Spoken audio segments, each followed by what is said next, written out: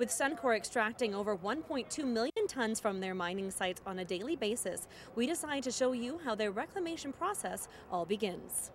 Our site's completely integrated, so whether it's water balance and energy management or whether it's providing services and support, each one of us has a specialization. Since the TRO tailings reduction operation process was implemented, each one of these specialized roles and departments have become that much more essential for the functioning of Suncor. TRO is a process that includes the conversion of fluid fine tailings into a solid that can be used for reclamation. But piecing this process together involves all the departments. In our own facility, mining and reclamation is back together. So when we're starting to originally design the pits, we consider where should we stockpile the topsoil that we're just about to remove, or the muskeg, because we want to plan for the future. Where's it going to go after? When we create landforms, you don't want to create something that's big and square. You want to create something that has undulations and has elevation changes.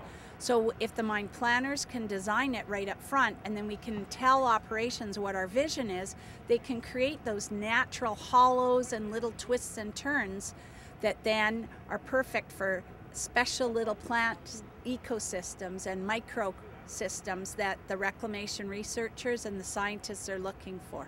The reclamation process starts at Suncor with the excavation of the oil.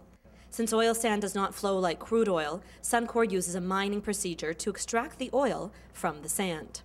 The mining process truly only scratches the surface, since only 20% of all oil sands are close enough to the surface for the mining to occur.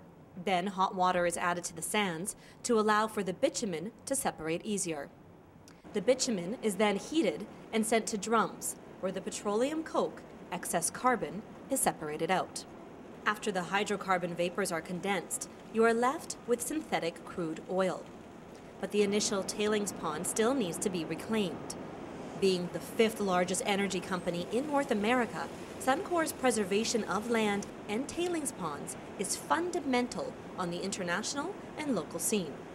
Tailings ponds is a really critical issue for Fort McKay, because it could be a legacy that the oil sands leaves for the community and their future generations to live with.